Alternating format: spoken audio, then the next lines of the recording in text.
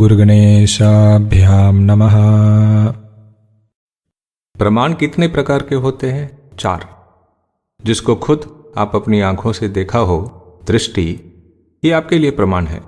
चश्मदीद गवाही के रूप में ये दूसरों के लिए भी प्रमाण होता है।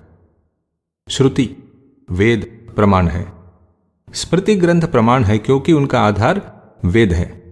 और धर्म सिंधु, निर्णय सिंधु जैसे निबंध ग्रंथ प्रमाण है क्योंकि इनका आधार स्मृति है।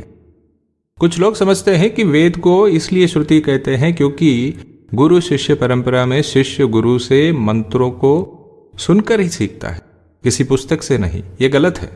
द्रष्टुर्वाक्यम श्रुति ही, क्योंकि वेद दृष्टा ऋषियों का वाक्य है। जिसको उन्होंने अपनी आंखों से देखा वो उन्होंने हमें सुनाया। हमने देखा प्रस्थान त्रयी में गीता का स्थान क्या है। क्षर, अक्षर और अव्यय ऐसे 3 प्रकार के ब्रह्म में, जबकि उपनिषदों में अव्यय का संकुचित रूप से प्रतिपादन हुआ है, गीता में इसका फैलाव है। ज्ञान योग और कर्म योग, इन दोनों का समन्वय भी गीता में हुआ है। तो गीता को उपनिषद रूपी वेद कह सकते हैं क्या? गीता को श्रुति कह सकते हैं क्या? श्रुति वही है जो किसी तत्व का, सिद्धांत का या घटना का सबसे पहला दृष्टा, उसका वाक्य। गीता के सिद्धांत उपनिषदों में है, तो इन्हें दृष्टा के वाक्य कैसे कह सकते हैं?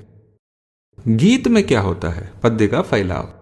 एक गाना है 3 मिनट का, उसके लिरिक्स का उच्चार करने कितना समय लगेगा? कुछ सेकंड। उस लिरिक्स का, पद्य का फैलाव है वो गाना। शास्त्रीय संगीत को देखिए, एक छोटे से पद्य को लेकर आधा घंटा, 1 घंटा गाते हैं कलाकार। वेद में भी, संहिताओं में सामवेद के मंत्र ज्यादा करके ऋग्वेद के मंत्र ही होते हैं। वे गीत के रूप में गाए जाते हैं। मान लो एक ऋग्वेद मंत्र का उच्चार करने 20 सेकंड लगता है, उसी को साम के रूप में गाने 60 सेकंड लगेगा, 3 गुना। पर सामवेद स्वतंत्र रूप से वेद माना गया है। गीता और उपनिषदों में भी यही संबंध है। उपनिषदों में जो आशय संकुचित रूप में हैं, वे गीता में गाए गए हैं। उनका विस्तार हुआ है, फैलाव हुआ है। भगवान ने खुद कहा है, वेदानाम सामवेदोस्मि। उन्होंने गीता में जो किया है वो ऋग्वेद के मंत्रों को सामवेद के रूप में गाने जैसा है, उसका फैलाव जैसा है। इसलिए हम कह सकते हैं कि गीता उपनिषद है, भगवद गीतोपनिषद। भगवान के द्वारा गाई गई, विस्तार से कही गई एक उपनिषद। क्या है उपनिषद? उपनिषद। उप बहुत नजदीक, नी गहराई में, शत बैठना। किस वस्तु का? आत्मविद्या का। इसका साधन है उपनिषद। उपनिषद श्रुति है क्योंकि ये दृष्टा के वाक्य हैं, उन ऋषियों के वाक्य हैं जिन्होंने इनके अंतर्गत तत्वों को साक्षात्कार किया है। ठीक इसी प्रकार भगवान ने गीता में उनके द्वारा उपदिष्ट तत्वों का साक्षात्कार किया है। न केवल कहीं से उद्धरण करके हमें सुना रहे हैं, जैसे ज्यादा करके प्रवचनकार करते हैं। स्मृति और श्रुति में यही भेद है। स्मृति में ऐसी कोई बाध्यता नहीं है कि स्मृतिकार जो भी सिद्धांत बता रहे हैं उनका वे साक्षात्कार किया हो।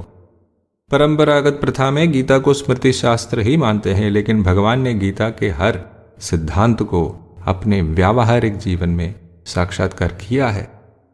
इसे देखने के बाद गीता को स्मृतियों की श्रेणी में मानना उचित नहीं होगा। जैसे ऋषिजन उपनिषद तत्वों को स्वयं साक्षात्कार करने के बाद ही हमें देते हैं, ठीक उसी प्रकार भगवान ने भी गीता के तत्वों को अपने जीवन में साक्षात्कार कर दिखाने के बाद ही गीता का उपदेश करते हैं। गीता में ही अगर आप देखेंगे, हर अध्याय की समाप्ति में कहा गया है, जैसे ओम तत्सदिति श्रीमद् भगवद गीतासूपनिषत्सु ब्रह्म विद्यायाम योगशास्त्रे श्रीकृष्णार्जुन संवादे विभूति योगो नाम 10वाध्यायः। गीता को उपनिषद ही कहा है, श्रीमद् भगवद गीतासूपनिषत्सु। इस प्रकार हरि ओम।